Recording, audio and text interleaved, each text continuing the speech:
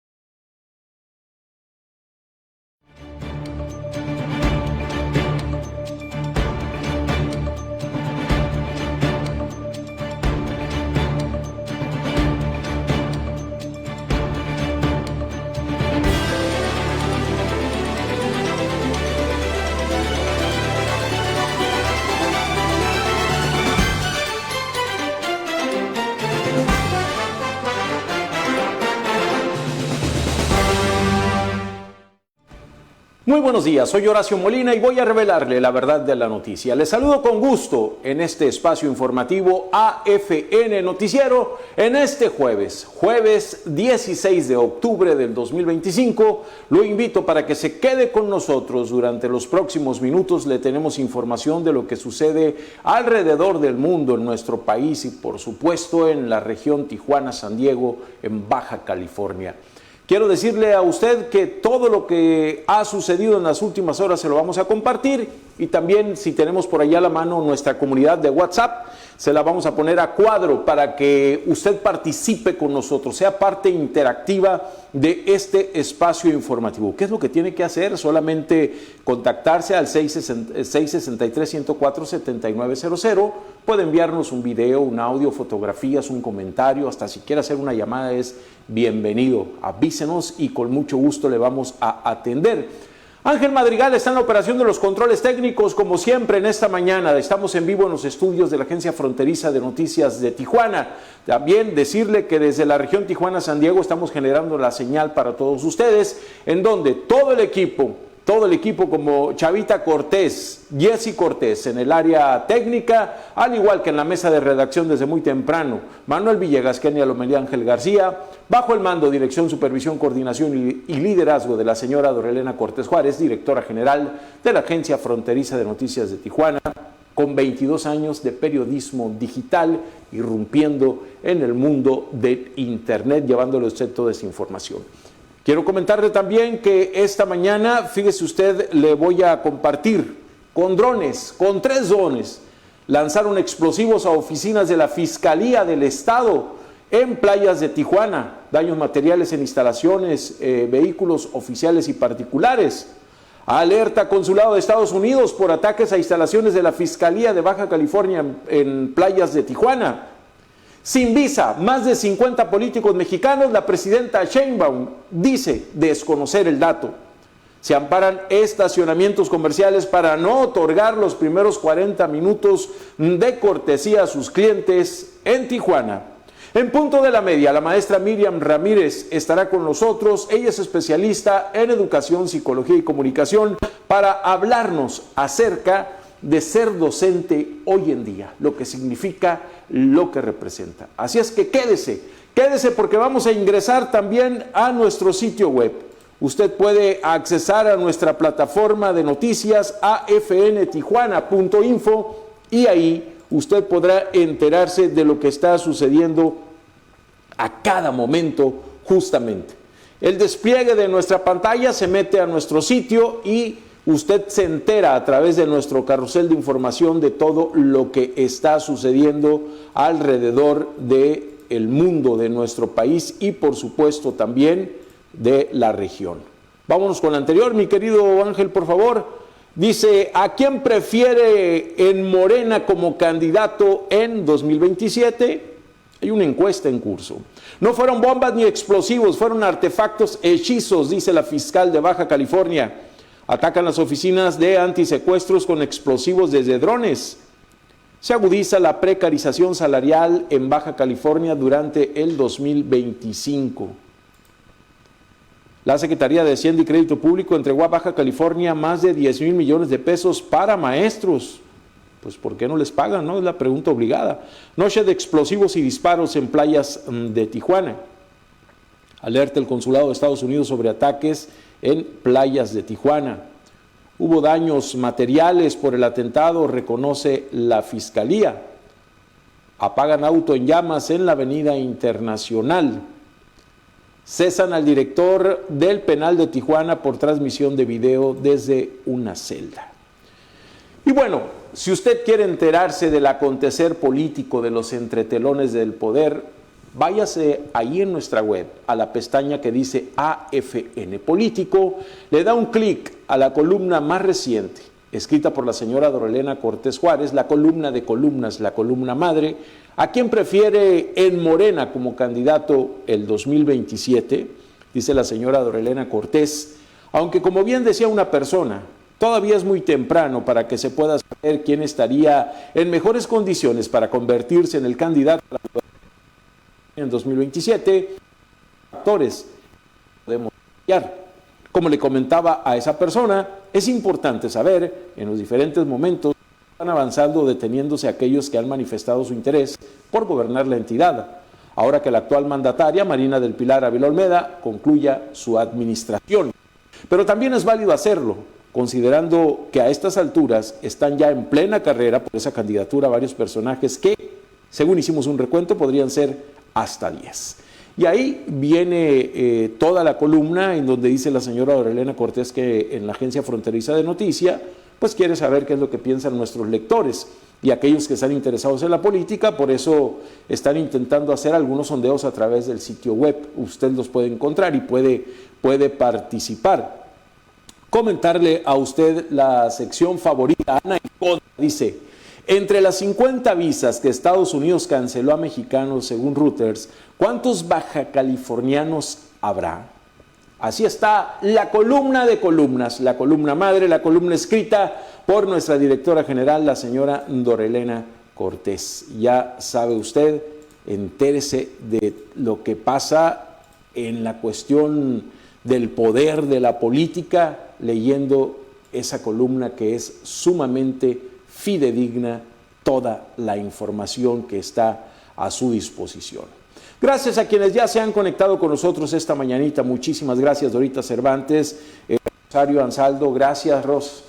Abrazo grande para ti. Fernando Moreno, gracias, mi Fer, un abrazo grande para ti. Jorge Acosta, muchísimas gracias. Gracias a quienes ya están ahí. Y si me hacen favor de compartir nuestra señal en vivo, se los voy a agradecer infinitamente. Si nos regalan ahí un comentario, algún me gusta, me molesta, etcétera, vamos a mover este algoritmo en las redes sociales, como lo hacemos construyendo poco a poco orgánicamente esta audiencia y este noticiero para gente pensante como usted que nos está acompañando esta mañana. Ya abrimos con la información. Vamos con la información que se generó ayer por parte de Estados Unidos.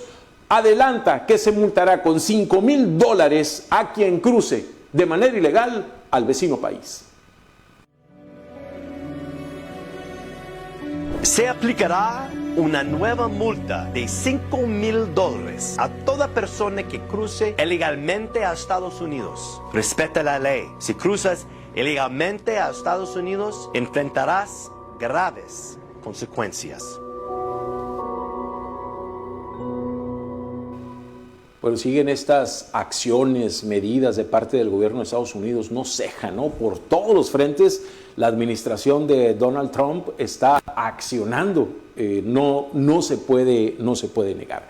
Vámonos con información que se ha generado en nuestro país. Héctor Telles, quien es diputado federal del PAN, dice algo que debemos de reflexionar y que se lo he venido repitiendo a lo largo de las emisiones de AFN Noticiero, que van a duplicar la deuda pública del país. Pues bueno, en la ley de ingresos tenemos desde Acción Nacional un tema muy importante que vamos a combatir, que es el tema del techo de endeudamiento. Se están contemplando 1.8 billones de pesos en deuda pública para el año 2026. Con eso prácticamente vamos a llegar a 20.3 billones de pesos para cerrar el año 2026. Esto nos habla de que prácticamente en 7 años de este régimen se está duplicando la deuda pública. La recibieron en 10.5 y va a cerrar 2026 en 20.3 billones de pesos. Eso también aprieta el gasto. Vamos a pagar 1.6 billones de pesos solamente del pago de intereses de la deuda para el año 2026.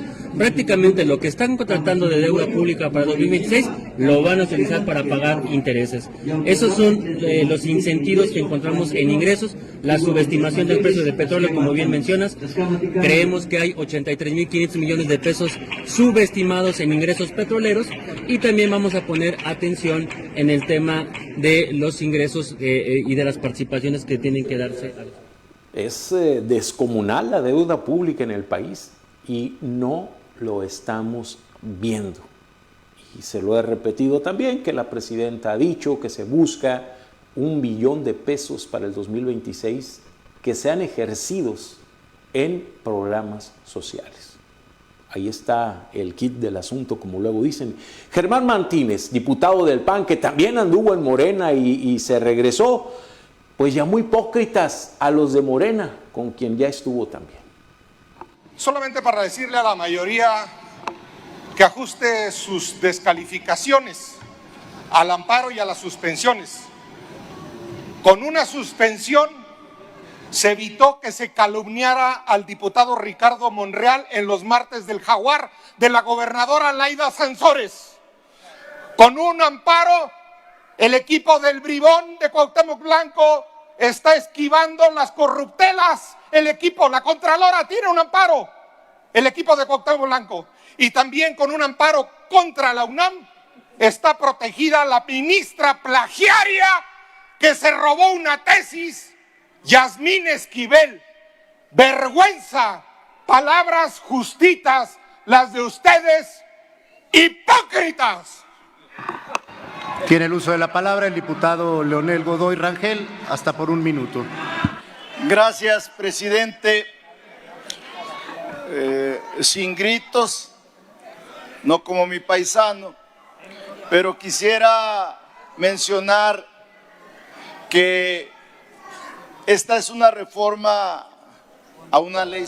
Bueno, pues esto les dijo Germán Martínez. Por cierto, la presidenta de la República fue cuestionada sobre políticos mexicanos que han sido despojados de su visa, de acuerdo a la agencia de noticias Reuters, y la presidenta nadó de muertito, no lo sé. Vea esto. Gracias. Ya pasando a otros temas, de acuerdo con Reuters, el gobierno de Estados Unidos revocó las visas de al menos 50 políticos y funcionarios mexicanos. ¿Tendrán información de esto o de qué funcionarios son? No, no tenemos información. Y no es porque no, el gobierno de los Estados Unidos ha sido muy claro en esto, de que es una información personal. Quien lo sabe, pues es la persona que en todo caso le pudieron haber retirado la visa, pero no es una información que ellos compartan con el gobierno de México, dado que es una información personal, a menos que hubiera una investigación que ya tuviera que ver con seguridad pública y entonces se podría conocer. Pero son informaciones de manera individual que hace, en este caso, el gobierno de los Estados Unidos, sea a través de la embajada o de los consulados. Y uno comprendería que con esa comunión que hay entre el gobierno de la República en nuestro país y el gobierno de Donald Trump, que tanto cacarean y presumen, la propia presidenta, el propio secretario de Estado de los Estados Unidos, Marco Rubio, que ayer se reunió, por cierto, con Ramón de la Fuente, el canciller mexicano, pues es que sí tiene información la presidenta, ¿no? Y luego, si apelamos al dicho del expresidente Andrés Manuel López Obrador de que el presidente se entera de todo, hace sentido, pero que diga la presidenta que no, es personal. Si aquí en Baja California tuvieron la atención de decirle a la gobernadora que le habían revocado su visa a través del consulado, pues imagínese usted la presidenta el caudal de información que tiene. Adán Augusto, el patito feo de la política en Morena, fue cuestionado que si contaba con visa o no. Así respondió. Senador, hoy la agencia Reuters dice que hay 50 políticos mexicanos que ya se les quitó la visa. ¿Usted cree que esto sea cierto? No sé, yo la verdad lo repito, yo no hablo sobre algo que no conozco. ¿En su caso sí tiene visa? ¿Perdón? ¿En su caso sí tiene visa? ¿De Estados Unidos? Yo no hablo sobre cosas que no conozco, no me gusta hablar. No, pero visa suya, o sea, personal. Pues si sigue las intervenciones de uno en el Senado, usted mismo deducirá. Si tengo una visa, búsquela de hace como 3 semanas. Gracias. ¿Usted qué cree? ¿Que tenga visa a Adán Augusto? Yo no sé si tenga visa o si no tenga visa, porque la pueden tener, pero ahora cruzar. Por ejemplo, el caso de Araceli Brown, la diputada federal de Morena por Rosarito y Tijuana, y Tecate, parte de Tecate, si mal no recuerdo, pues dijo que tenía visa, ¿no? Pero de que cruce a Estados Unidos, quién sabe en qué condición migratoria está ahorita, ¿no? La propia alcaldesa de Mexicali, también lo que comentó sobre, le quitaron la visa a su marido y dice, no, pues mejor ni cruzo, ¿por qué? Ya saben qué va a pasar. Y modo que no sepa la presidenta, pues es el patito feo Adán Augusto de los morenistas. Y con eso que se ventiló en los medios de comunicación de una plática que sostuvo con Andrea Chávez, la senadora de Morena por Chihuahua, que andaba bien alebrestada para ser candidata al gobierno de Chihuahua y ahorita le bajó, no todas las rayitas, se muteó totalmente. Hablaron de la presidenta, de su físico, se mofaron de la presidenta, algo muy delicado, ¿no? Y creo que hay cosas que son imperdonables, y si lo político es algo que te lleva a una vendetta en el mundo del poder, ahora imagínese a una mujer presidenta con A, haciendo estos desaires y conociendo a la presidenta el carácter que ha perfilado, la actitud que tiene, mucha sensibilidad, y que tiene lámina delgada la presidenta, y que se hayan hablado de su físico. Bueno, nadie quisiera estar en el papel de Adán Augusto, la verdad. De Andrea Chávez no lo sé, pero de Adán Augusto me queda claro que no. Pero bueno, el personaje más limpio, por así decirlo, en el mundo de Morena y del poder actual, es el que a continuación le vamos a presentar. Y hasta le aplaudieron en el Senado. Ve al secretario de Economía. Es Marcelo Ebrard, quien es el secretario de Economía, quien habla. Bueno, es que tenemos una antes, ¿no, mi querido completo? Tenemos una antes porque la Presidenta de la República se refirió, vamos primero con esto, a la ley de amparo. Dice que es prácticamente esta ley de amparo que ya quedó, que es la que hizo Arturo Saldívar. Sí, prácticamente es la misma propuesta que presentó aquí el ministro Saldívar. Voy a repetir lo que él dijo, el ministro, dado su conocimiento jurídico.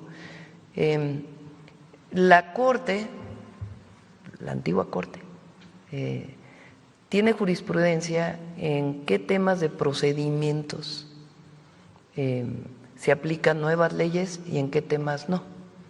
Y eso es lo que quedó en el transitorio, basado en la jurisprudencia de la Corte. ¿A qué casos se aplicarán los nuevos procedimientos, aun cuando hayan sido casos que ya se levantaron hace tiempo, repito, basado en la jurisprudencia de la Corte, y qué casos se aplica la ley anterior? Bueno, esto comentó la presidenta de la República sobre el tema de la ley de amparo, que requiere un análisis muy serio. Ya nos golearon a los abogados, organizaciones de abogados, ¿qué le digo? Los han vapuleado, organizaciones de la sociedad, han aplastado a los legisladores, que de ahí en fuera, ¿qué es lo que podemos esperar, ¿no? Definitivamente, ¿qué se puede esperar en esto de la ley de amparo? Que las consecuencias las vamos a empezar a vivir más pronto de lo que pensamos de todo esto. Pero le decía, el especie de el superhéroe ahorita de Morena es Marcelo Ebrard. Y vea usted, hasta una predicción hace sobre el tema del TEMEC. Van a venir nuevas oportunidades también.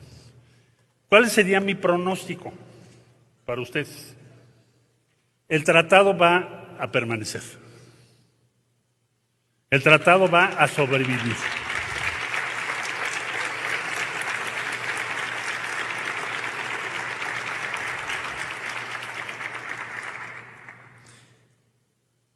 Y van a venir nuevas oportunidades para nuestro país derivado de ello, en este reajuste internacional que estamos viviendo.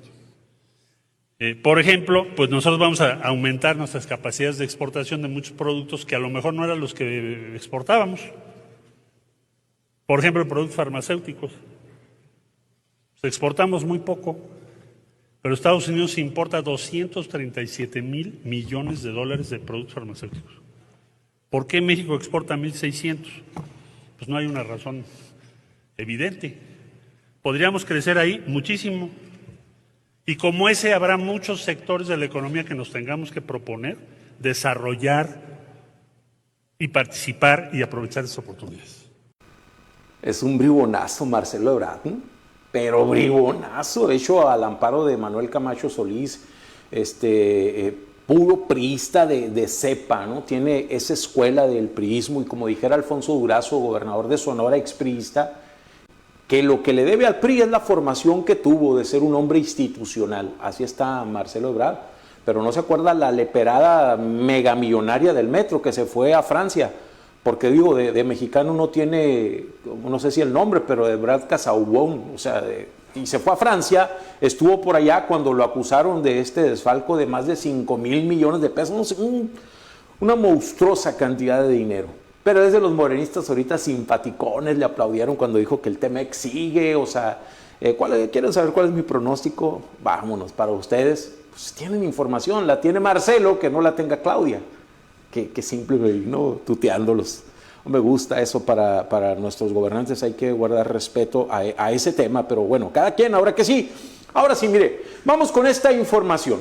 El día de ayer pasaban de las 7 de la tarde-noche cuando, como reguero de pólvora en absolutamente todas las redes sociales y medios de comunicación de Tijuana, de la región Tijuana-San Diego, de Baja California, pues se informó que habían sido atacadas las oficinas del Grupo Antisecuestros de la Fiscalía General del Estado aquí en Baja California, específicamente en Tijuana, en playas de Tijuana. Quiero compartirle primero qué fue lo que nosotros vimos y nos enteramos prácticamente en tiempo real y que encendió las alarmas de todo mundo. Vamos con estas imágenes.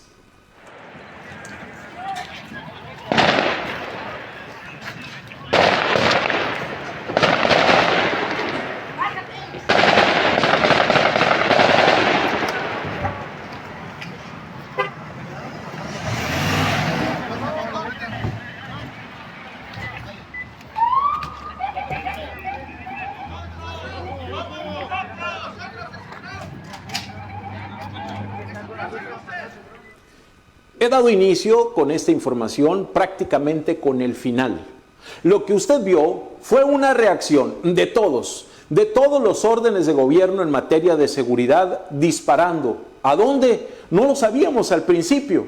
Después, ¿qué cree? Nos enteramos que los militares, los policías, todo el mundo le estaban disparando a unos drones, supuestos drones que estaban en el aire, que nadie estaba viendo, por supuesto. Fue una verdadera locura lo que ocurrió en playas de Tijuana. Las oficinas están en una zona habitacional, hay un parque donde frecuentemente la gente va a ejercitarse, a caminar, y a esas horas de la tarde-noche, pasadas las 7, pues imagínese usted, muchísima gente que anda circulando, gente que sale de los trabajos, que se va al parque, insisto, una zona habitacional.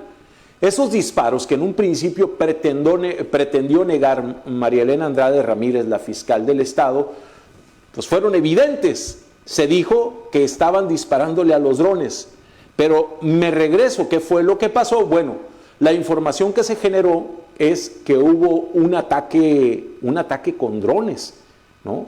Y las primeras informaciones eran confusas. Nos enteramos que había habido daños a unos vehículos, a inmuebles. Ante esa situación, los primeros en reaccionar fueron los del Consulado de Estados Unidos, que emitieron una alerta. Si podemos poner a cuadro ahí, mi querido Ángel, si tenemos la imagen, de lo que hizo el Consulado de los Estados Unidos, ¿no?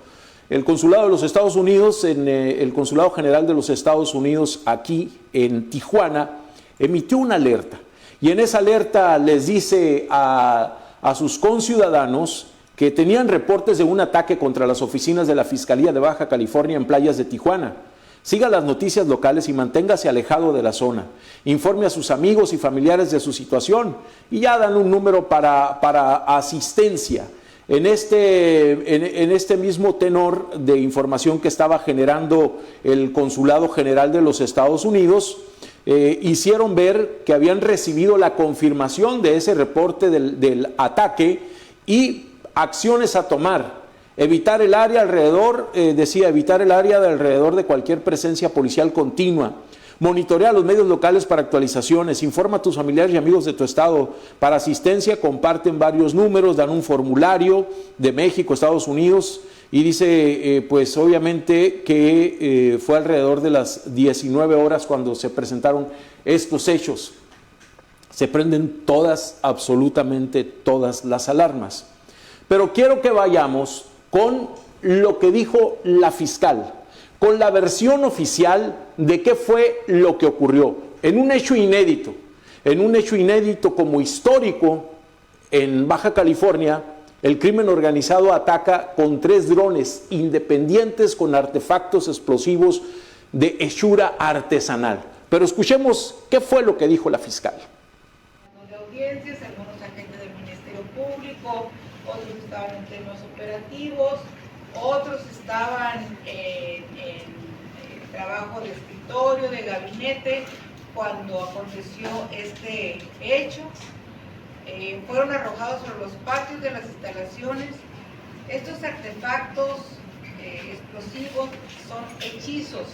Quiere decir que son unas botellas de plástico que contienen clavos, balines, fragmentos de metales dentro de una botella de plástico, las cuales se accionan, las llevan con el dron, las trasladan a una distancia muy lejana, que son kilómetros o pueden ser kilómetros, y accionan un tipo de pólvora para que este artefacto lleve a cabo expanda esos metales que contienen en su interior.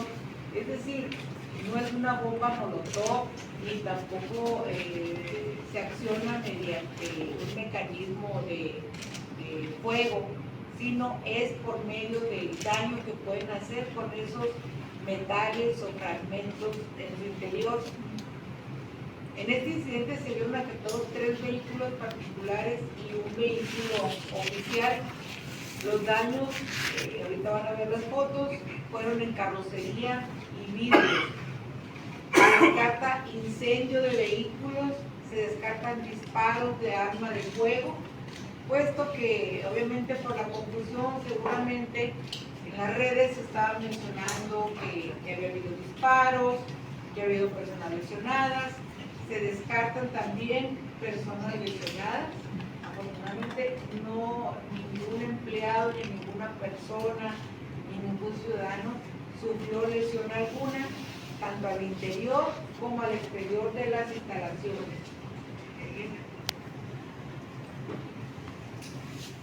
La conferencia de prensa de la fiscal, que fue a horas ya de la madrugada, que por cierto, esa costumbre que tiene el equipo de todos los de comunicación morenistas, muchas gracias compañeros, cortando. Y ayer la fiscal le dice al sujeto que estaba ahí, ¿no?, queriendo cortar, déjalos que, voltea y lo ve y dice, déjalos que pregunten. Y ya se calla el fulano. Pero así de lambiscones son algunos, se les va la mano de verdad, se les va la mano. Y sobre todo en hechos de esta naturaleza, ¿qué pretenden? ¿Qué pretenden con eso? ¿Quedar bien con su jefe? ¿Les darán el bono verde todavía más cargado? No lo sé. Pero mire, veamos esto. El fiscal de homicidios, Miguel Ángel Gagiola, explicó más o menos a detalle cómo fue el modus operandi con estos drones, qué contenían estas botellas de plástico y cómo se detonaban. Observamos ahí en el trayecto y con la evidencia que tenemos en cámaras, vemos que el aparato viaja de algún sector, tiene un aditamento, el dron, donde al momento de llegar al punto donde tiene que soltar el artefacto o hechizo, lo suelta, y al momento del impacto con el piso es cuando hace la detonación, donde hace las diversas esquirlas, cuestiones metálicas, hasta canicas, ¿no? Entonces es una cuestión hechiza, pero pues sí está estructurada, ¿no? ¿Fueron los tres al mismo tiempo o hubo una secuencia de segundos aproximadamente? ¿Los drones en qué condiciones quedaron? O no sé si todavía conservan parte de los drones como para... No, el dron soltó el artefacto y se retiró. ¿Tienen entonces manera de identificar los trayectos? ¿Ya se comunicaron con alguna autoridad aeronáutica de Estados Unidos para revisar precisamente eso? Ahorita, si ven, tenemos unas horas que apenas acaba de ocurrir. Se está trabajando toda esa información, se está recopilando esa información. Yo creo que en las próximas horas se va a dar un poquito más de información, pero ahorita es muy a priori no dar esos detalles precisamente. ¿Es un solo dron o realmente cuántos drones? Lo que tenemos ahorita en evidencia son tres. ¿Tres que llevaban los tres artefactos? Fueron tres drones los que se utilizaron. Fue un ataque planeado, fue un ataque seguramente hecho por gente experta. No cualquiera maneja un dron, no cualquiera tiene el conocimiento, y además con el valor agregado de colocarle estos artefactos que dice tenía balines, metal, hasta canicas tenían, y pólvora que al momento de hacer impacto con algo sólido pues estallaban, como ya lo pudimos apreciar. Pero fueron, escuche usted bien, 3 drones los que se accionaron. Fueron 3 drones los que se accionaron. Y vimos que la autoridad empezó a actuar a ciegas. Ese grado de vulnerabilidad tiene la institución en materia de seguridad, entiéndase la Fiscalía, la Fuerza Estatal de Seguridad Ciudadana en Baja California, estoy hablando, no quiero hablar de otras corporaciones.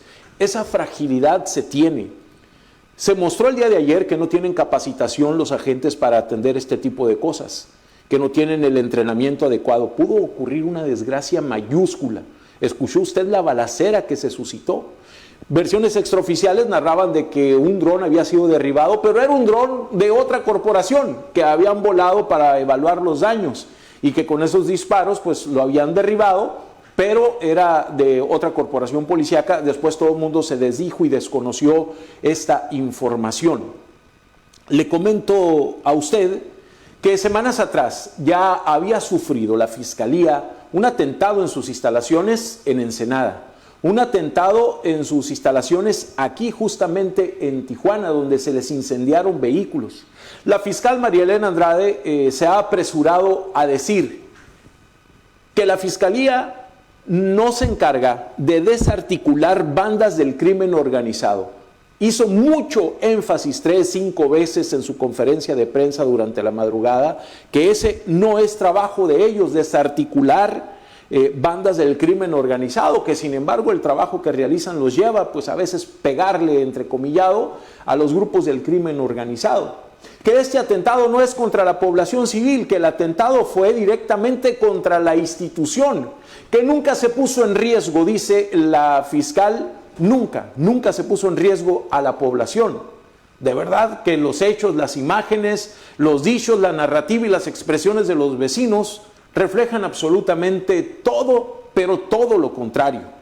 Ante esto, es hartamente difícil y complicado que la gobernadora del estado, Marina del Pilar Ávila, la fiscal, el secretario de Seguridad, salgan y nos digan de que se ha reducido en más del 30% la inseguridad, los índices delictivos en Baja California. Este tipo de acontecimientos que generan zozobra, temor y esta percepción que para la gente es realidad de que todo mundo se siente inseguro. Estos hechos verdaderamente son delicados y son trascendentes porque no habíamos visto en nuestro país que se atentara directamente como se hizo. Seguramente en otros lugares hubo por ahí contra algunos militares en Chihuahua, si mal no recuerdo, que después decían que no había sido así un ataque con drones.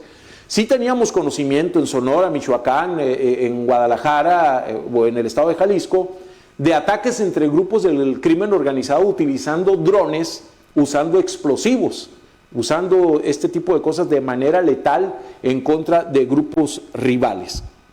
La realidad es que esto es mucho más delicado y hasta el momento, bueno, hasta ahorita yo en lo personal no tengo conocimiento, a lo mejor ya lo hizo, pero esperábamos desde ayer que la gobernadora fijara un posicionamiento y mandara un mensaje de tranquilidad a los ciudadanos bajacalifornianos. Pues a lo mejor argumentó como lo hace siempre la señora gobernadora cuando le conviene. Es que hay una división de poderes, se maneja autónoma, la fiscalía es autónoma, ¿no? Pero la obligación de la mandataria era salir inmediatamente y dar la cara ante este tipo de hechos y mandar un mensaje que diera tranquilidad, pero seguramente la tranquilidad no la tiene ni ella misma.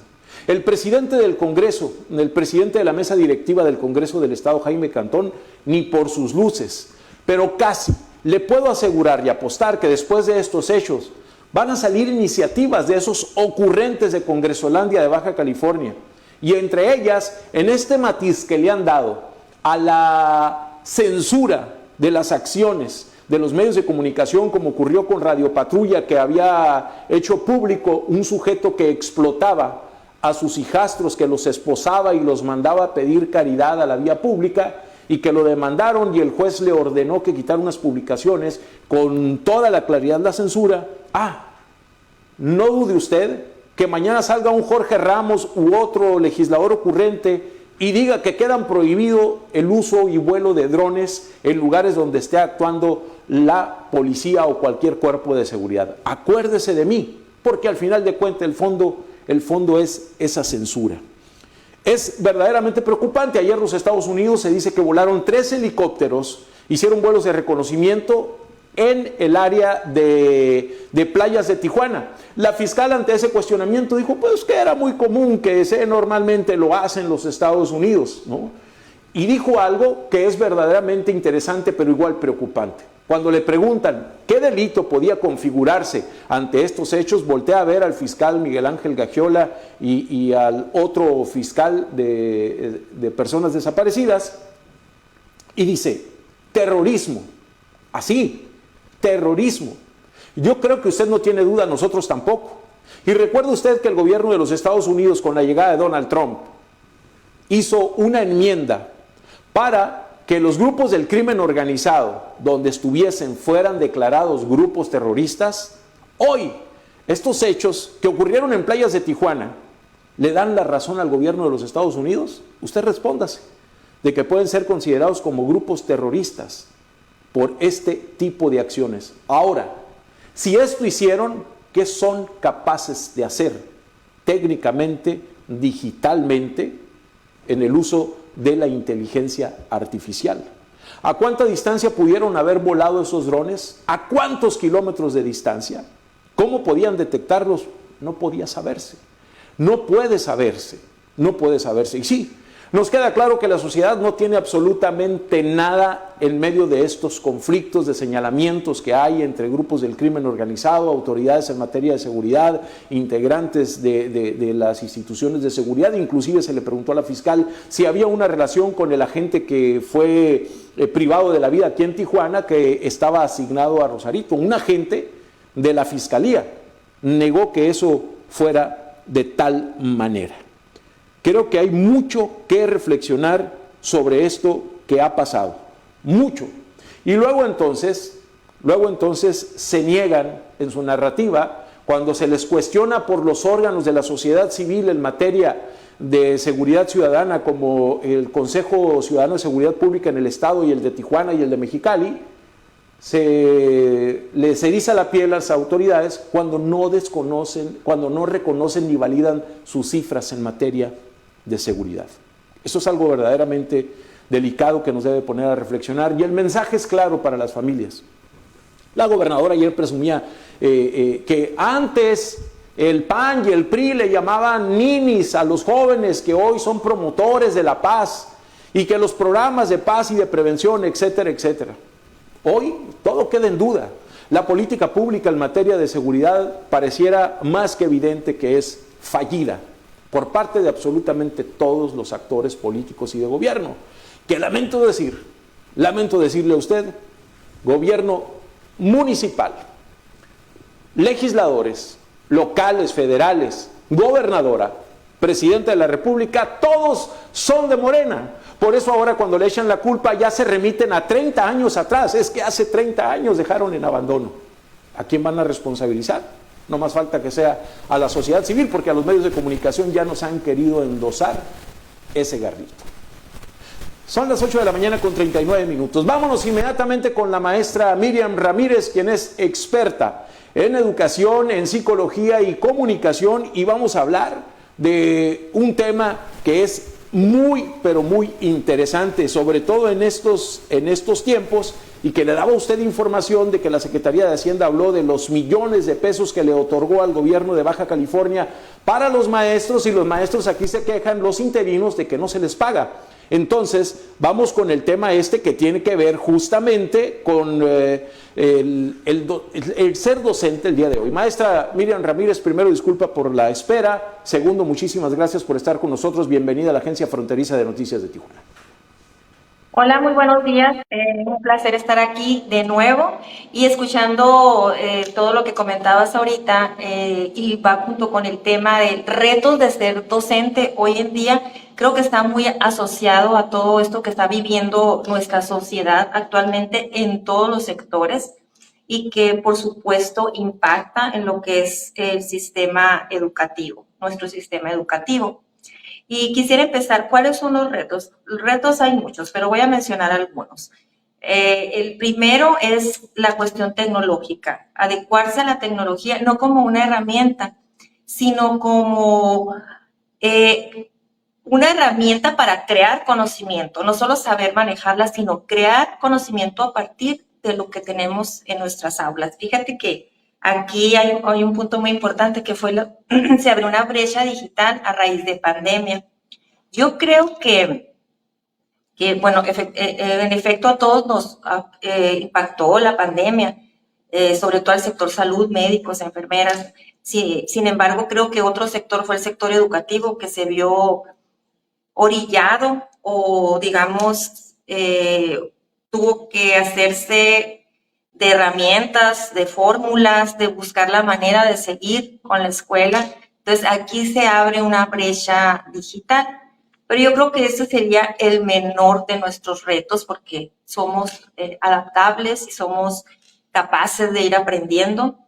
Pero otro de los retos que yo veo, que es la diversidad y la equidad, aquí donde hay que incluir como docentes en nuestras aulas una educación que abarque todos los formas de aprendizaje de cada uno de los alumnos.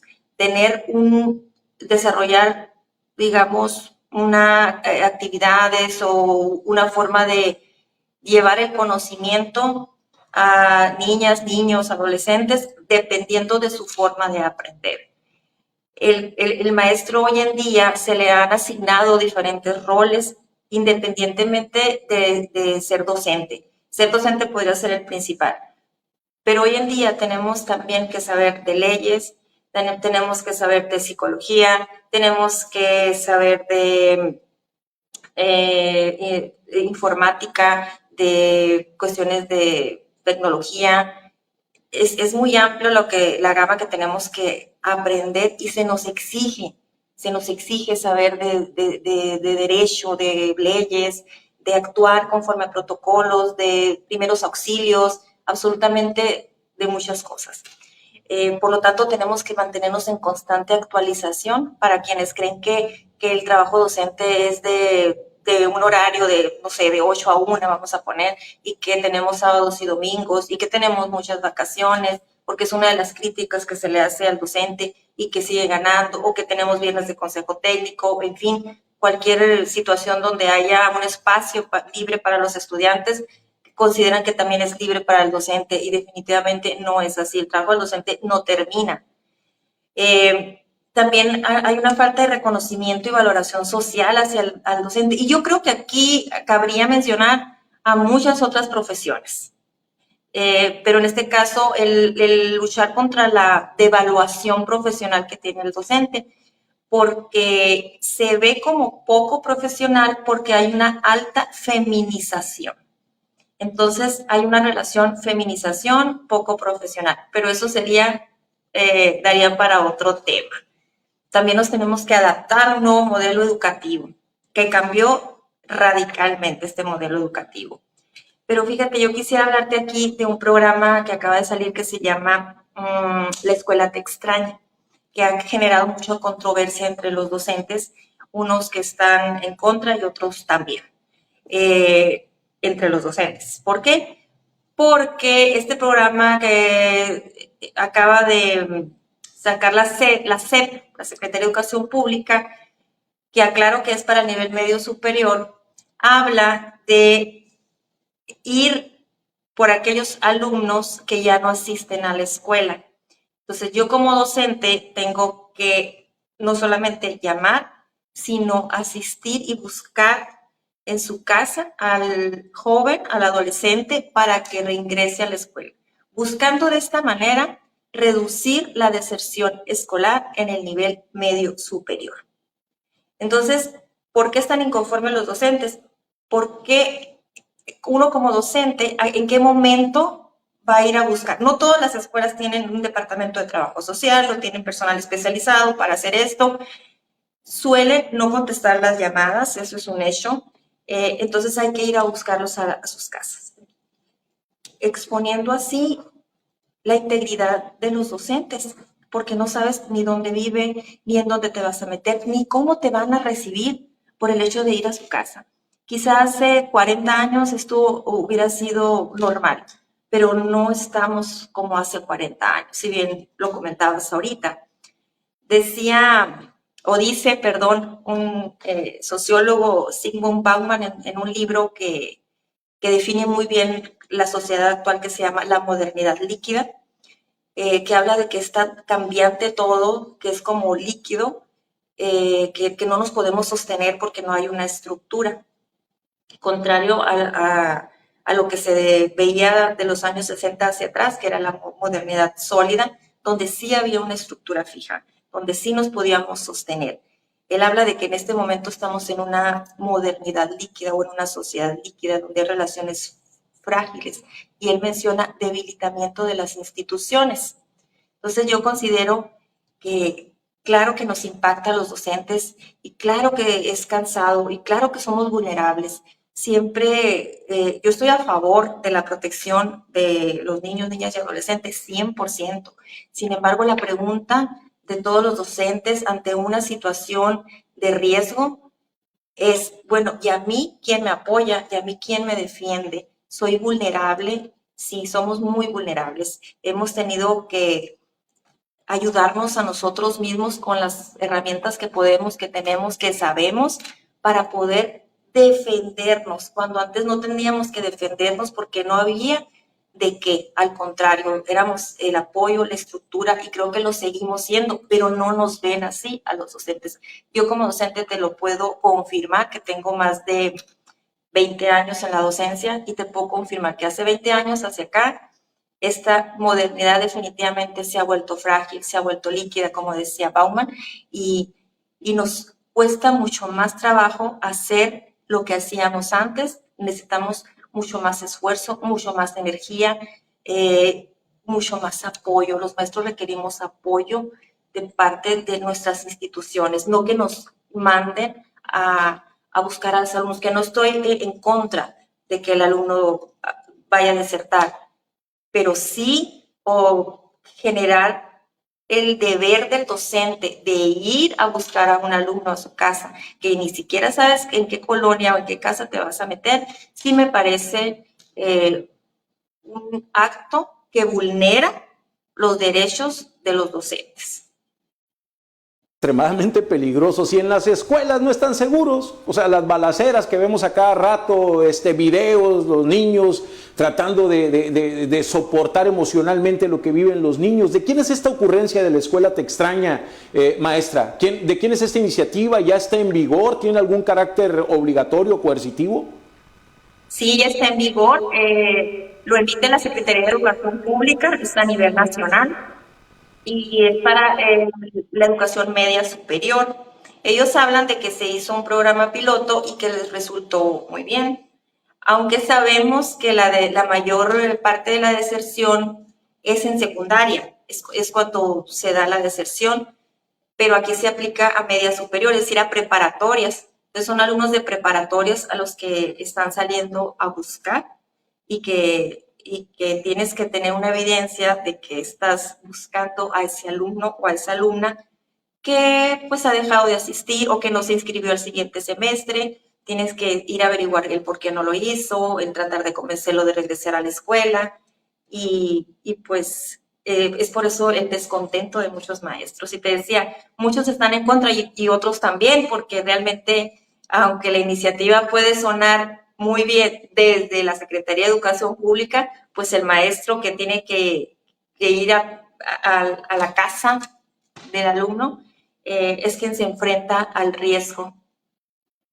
Ya, cuando se distribuyen las plazas de los nuevos profesores, que los mandan a zonas rurales, donde hay un control del crimen organizado, la familia se pone con los pelos de punta, con el estrés a todo lo que da. Ya en las zonas urbanas no estamos exentos de esto.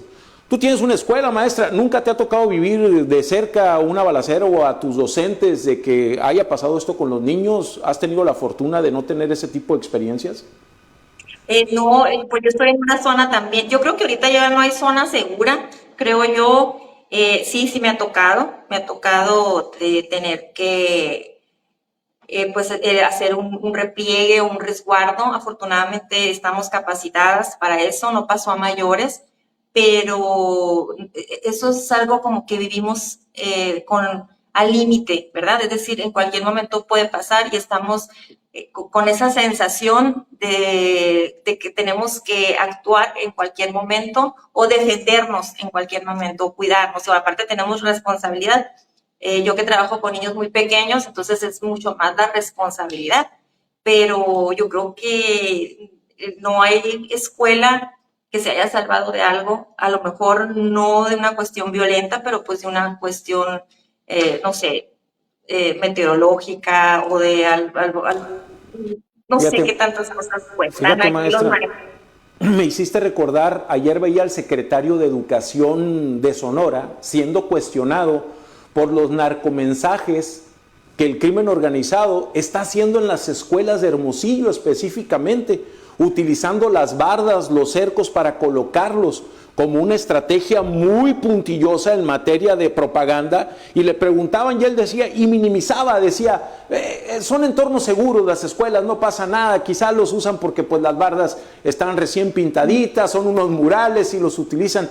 Con esa ligereza la autoridad ve las cosas, pero creo que eso es es muy delicado que se estén utilizando las escuelas para dejar esos mensajes, ¿no?, que alertan y sobre todo nos llenan de miedo a cualquiera, entiéndase docente, padre de familia, niños, etcétera, ¿no? Es grave lo que ocurre en el entorno de seguridad, tratándose del tema educativo, y que no le hemos dado la dimensión quizás suficiente, ni las autoridades, ni los padres de familia, y quizá algunos maestros ni siquiera se han dado cuenta de lo grave del riesgo que se corre. Y con este programa, La Escuela Te Extraña, que se oye muy bonito, bien padre, vende políticamente, mediáticamente, pero ya te veo buscando a los chamacos, por ejemplo, aquí en Tijuana, en la zona este, en alguna colonia complicada. Si los padres no pudieron convencerlo de que se quedara en la escuela, pues imagínate lo que esto representa en todo el país. Aquí la situación es, como mencionabas ahorita, de las bardas, que si sucede algo, el responsable es el docente, ¿sí? Entonces, minimizar un acto de esta naturaleza implica minimizar también el trabajo del docente, pero también incrementar su responsabilidad, porque si llega a suceder algo dentro de la escuela o alrededor de la escuela, el responsable es el docente. Entonces, si las autoridades o quienes les corresponde actuar en defensa de esto o atender este asunto no lo hacen, nos están dejando en un estado sumamente vulnerable. Algo que debieran hacer las autoridades, están recargando esa responsabilidad en nosotros. Entonces, sí piden los maestros, pedimos los maestros esa seguridad que nos merecemos también como ciudadanos, igual que nuestros alumnos, igual que nuestros jóvenes. Maestra, te agradezco infinitamente, creo que es muy rico esta retroalimentación que nos das. Voy a hurgar más de La Escuela Te Extraña, y creo que hay que ahondar un poquito más de esto, porque sí, es muy fácil, y decía ahorita de las ocurrencias de legisladores, cómo hacen iniciativas en las piernas, ¿no?, sin ni siquiera tomar en cuenta el entorno que hay. ¿Dónde te podemos seguir? ¿Dónde te podemos consultar y encontrar? En mis redes sociales, Miriam Ramírez Arballo, hospital con mi nombre, y mi teléfono 63232-41775 para cualquier consulta. Maestra, infinitamente agradecidos contigo, te mando un abrazo grande. Gracias a ustedes, que tengan un lindo día. Gracias, muy amable. Escuchó usted a la maestra Miriam Ramírez, ella es experta en comunicación, en psicología, también es experta en educación, y pues la maestra también es experta, nada más que no lo digo, es experta en tanatología y tiene desarrollados mecanismos, manuales, talleres para la prevención del abuso sexual infantil. Es una mujer comprometida con esto, y no me lo va a creer, somos amigos desde la primaria, y es una mujer talentosa, como no tiene una idea, y vea la capacidad de análisis y reflexión, y obviamente es el estudio constante el que nos demandan todas las profesiones, ¿no?, de estar constantemente preparándose, estudiando, la sabiduría de la lectura que enriquece el lenguaje, el conocimiento. Y yo celebro tener este tipo de colaboradores, y celebro la apertura de la Agencia Fronteriza de Noticias de Tijuana, encabezada por la señora Dorelena Cortés, para poder mantener esta línea. Y ahorita recibía unos mensajes inbox, como se dice, de gente diciendo, pues reconociendo el esfuerzo de este espacio informativo, y también reconociendo a la señora Dorelena Cortés por mantener esta línea, dice, esta línea crítica y de reflexión que muchos medios no lo están haciendo. De verdad es que nosotros, nuestro parámetro simplemente es el de 22 años de trabajo en este periodismo digital, que vamos a seguir sosteniéndolo de la misma forma, porque es justo que hagamos estas reflexiones, los contrapesos, y que busquemos a la gente pensante, porque la situación no es sencilla en ninguno de los ámbitos de la sociedad. Mire, antes se nos queda bastante información. Yo quiero agradecerle, usted ha sido muy generoso con su participación, con sus comentarios. Le voy a pedir a mi muy querido Ángel Madrigal, el máster ahí, el rey de los controles técnicos, si nos puede poner la comunidad de WhatsApp que tenemos. Le comparto a usted. Horacio dice, buenos días, quiero decirte que por favor esta denuncia sea anónima. Trabajo en Medtronic El Lago. Es una empresa que no ha implementado la ley Silla. Ya hicieron nuevos proyectos y no metieron la ley Silla aún. El proyecto que inició es más trabajo, más estrés, faltando a los derechos laborales, y nos dijeron que en diciembre hay una posibilidad, ¿no?, de que se vayan a cerrar la fábrica 3 semanas, y estas semanas no tendremos salario. O sea que nuestro aguinaldo tal vez sería para cubrir, escuche usted, estas semanas, es decir, tramposamente, Medtronic los mandaría a descansar en diciembre, no les pagaría, decía, aquí está tu aguinaldo, te estoy cubriendo prácticamente esos días, ¿no? Que no se los van a pagar. Urgen Medtronic, ya se nos dijo que vamos a descansar 15 días sin el goce de sueldo, fíjese nada más. Conet Mexicana dice, nos privatizaron los baños, Horacio, el área definida como la de descanso, la persona de RH se cree dueña de la fábrica, la de compra se cree también la supervisora de producción, los supervisores no hacen nada por los empleados, hasta el parking está privatizado ya. Y bueno, más comentarios que nos llegan aquí del público. Dice Horacio, buen día, yo fui gerente del grupo de MAG. Quiero reiterar todas las injusticias que ahí pasan. No dan recibos de nómina. El dueño Manuel Hernández acosa a las hostes. Les da dinero por prometer cosas para llevarlas a la alcoba. Varias lo han denunciado y no pasa nada. La dueña Alba Marlene las corre. Uno como gerente lo mueven de unidad como les convenga. Te bajan el sueldo a placer. Las propinas ellos las manipulan y te dan lo que quieren. Te cobran todo y si están en sus días malos te bajan de mesero, se sienten intocables y cuando sales te amenazan que no te darán nada y te quemarán en todos los restaurantes de Tijuana. Horacio dice, yo también trabajé en Smith Connection o Interconnect, como se llama ahora, trabajé más de 15 años y estaba Ulises, que fue no puedo decir la palabra, conmigo. Esa persona tan solo porque una vez quise hablar con él, me trató mal.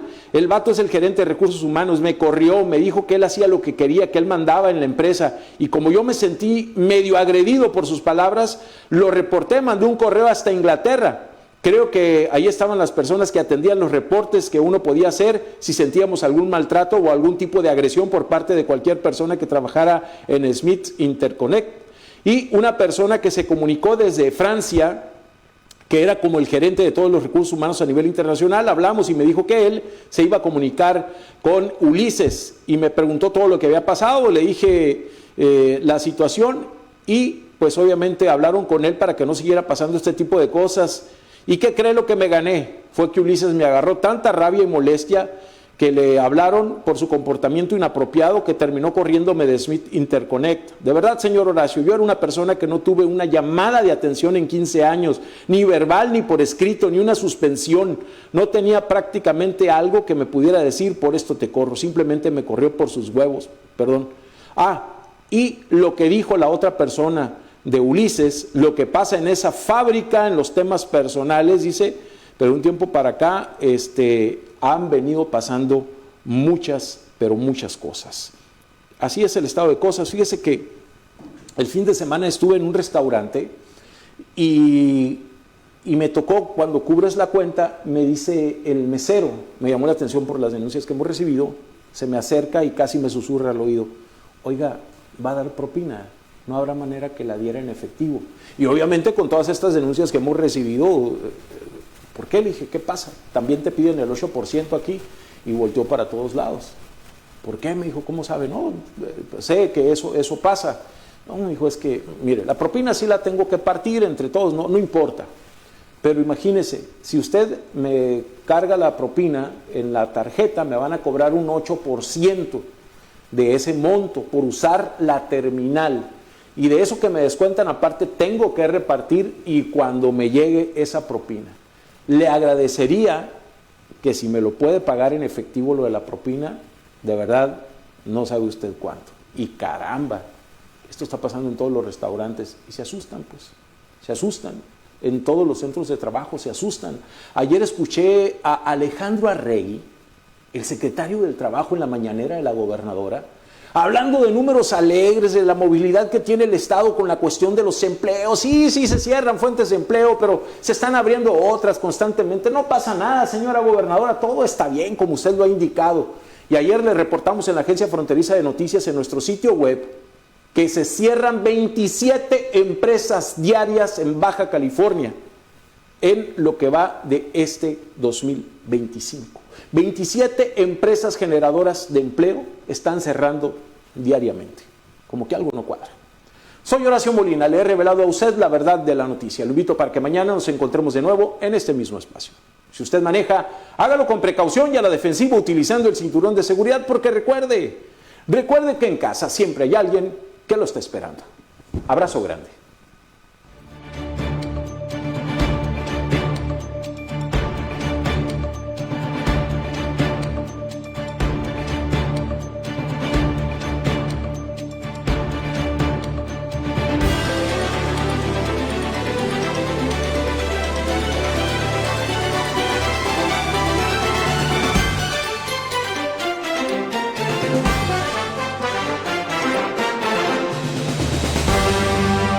Tu negocio está hecho para crecer, no para ser víctima de amenazas. Las solicitudes de podas ilícitas son una forma de extorsión. Suele iniciar con llamadas, mensajes o exigencias de dinero bajo amenazas. Recuerda, no estás solo. Denunciar es clave. Estás solo. Denunciar es clave. Si recibes una llamada o mensaje, mantén la calma. No realices depósitos. Guarda los números, audios o mensajes sospechosos y repórtalos. Habla con tus vecinos y autoridades para fortalecer la seguridad de tu comercio. Si eres víctima de intento de extorsión, llama al 089 para denunciar de manera anónima o al 911 en caso de emergencia inmediata. Con tu denuncia y la acción de la Secretaría de Seguridad, juntos protegemos a Tijuana.